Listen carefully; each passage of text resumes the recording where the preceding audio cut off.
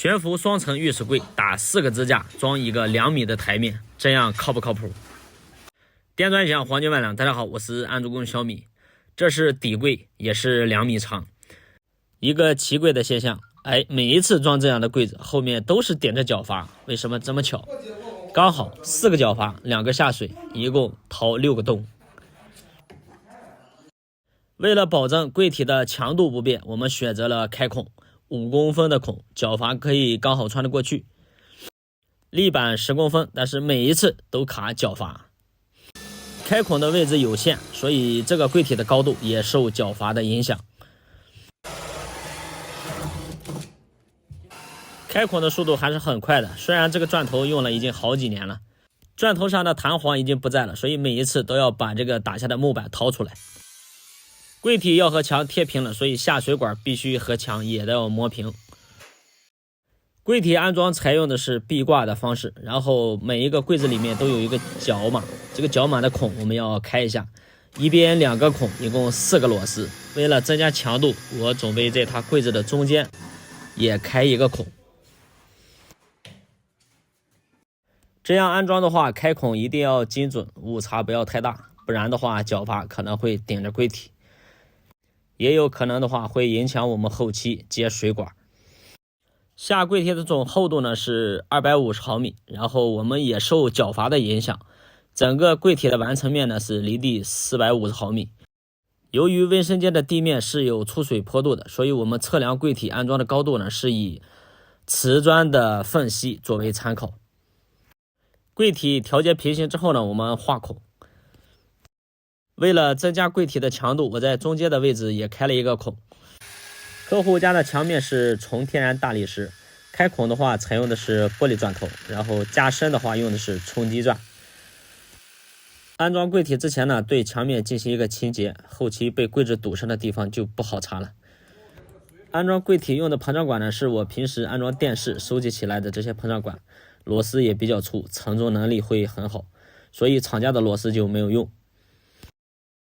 安装吊柜我们用的螺丝呢，一般都是可以用套筒去拧，手电钻加一个套筒，这样拧的效率是特别高的。整个柜体的跨度是2米，怕它中间有点软，然后在木板上开了一个孔，这个地方也没有角码，这个螺丝只起到一个支撑的作用。为了增加柜体的强度呢，在左边靠墙的位置呢打了一个孔，这样我们用螺丝呢直接贯穿，对柜体的承重强度也能起到一定的作用。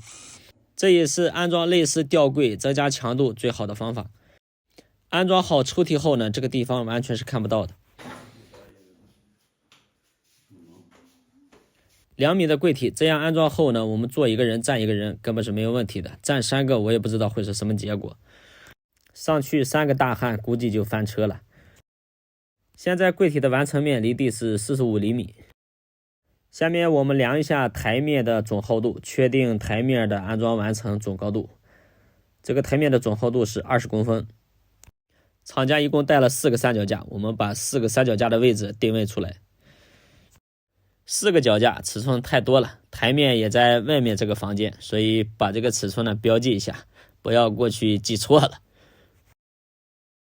从柜体往上翻，预留37公分，这是打三脚架的位置，再加上1公分的岩板，总柜体安装高度应该在83。按照我们刚才记录的位置，把三脚架的位置标记出来。安装浴室柜台面的完成总高度呢，大家也是比较有争议的，一般我们安装的是80到86之间，当然也可以按照客户的需求去定高度。这厂家生产的三脚架也太不合格了。我以瓷砖的缝隙来抄一下，哇，差1公分多。感觉第2个架子的话还好一些，向上扬个5毫米左右，这样比较合理。第3个架子和第2个差不多，向上扬5毫米左右。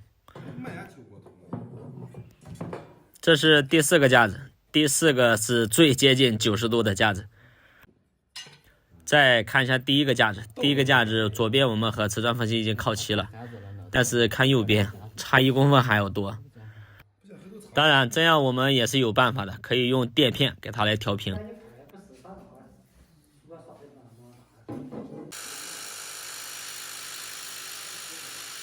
打膨胀螺丝的孔一定要打深一点，如果深度不够的话，要拔这个螺丝是很费劲的。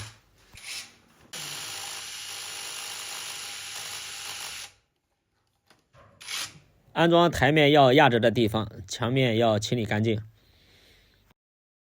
在我的包里找几个垫片，然后用来调节刚才我们提到的那个三脚架变形比较严重的，夹在螺丝的这个位置，然后我们把这个螺丝和三脚架组装起来，这样我们在拧紧三脚架的时候呢，这个三脚架会向前倾，这个时候它的角度呢就会发生变化。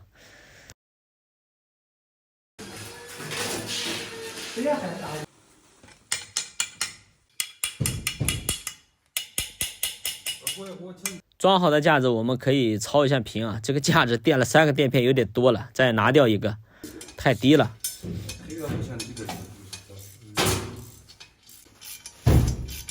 紧固螺丝呢，用扳手效率太低了，我用的是机龙扳手，这个速度比较快。装好的4个架子我们可以用肉眼去操一下它的平，整体差距不大的话就可以安装台面。台面和柜体的长度一样，也是2米的。岩板台下陶瓷盆，这个盆比较大，2个人抬，所以把水龙头也提前装上吧。2个人抬的话，它就没那么重。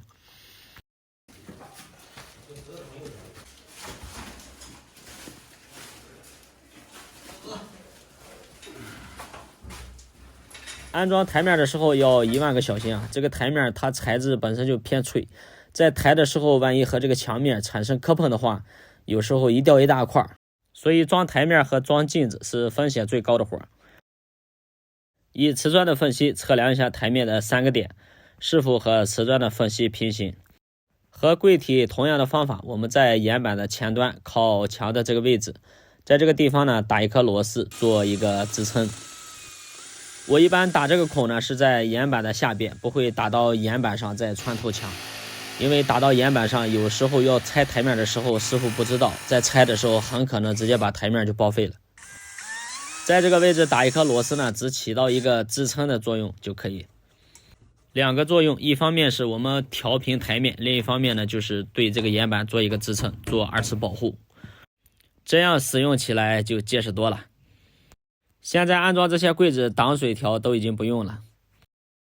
接下来我们要挂一个镜子，镜子的总长度是1.8米。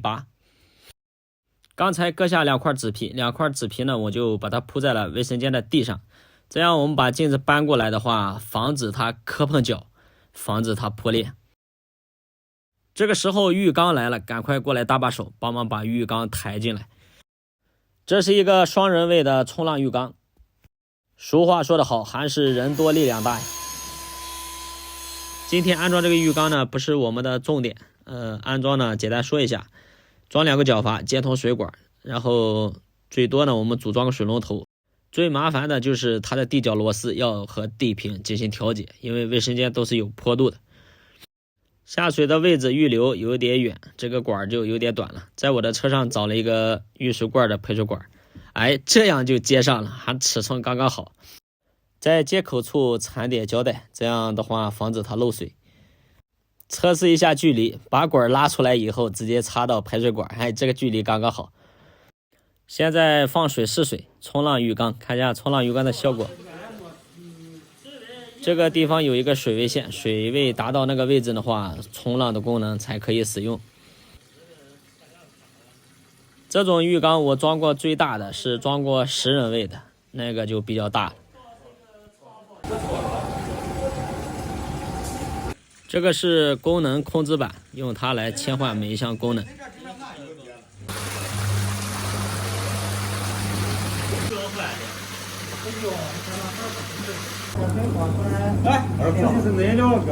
足不出户，在家也可以享受冲浪的感觉。如果有点沙滩，是不是就更好玩了？切换到我们的主题，挂镜子，螺丝孔我已经打好了。这么大的镜子也是2个螺丝固定。不过我们在挂之前呢，要把线接好了再挂。一个师傅给我帮忙，然后我先挂一边，然后再过来挂这一边。这个时候手感就很重要了。不过打孔的距离一定要打得合适。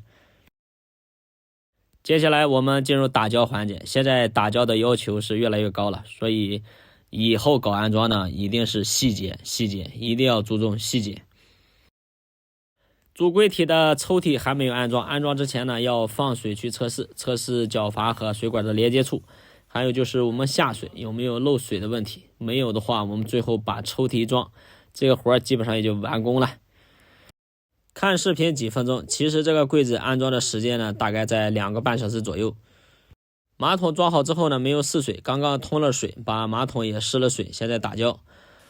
隔壁这边呢是装了一个花洒也测试一下水。这个花洒也挺漂亮，这个地方做了一个灯带，只要开水的话，这个灯就会亮，自动发电。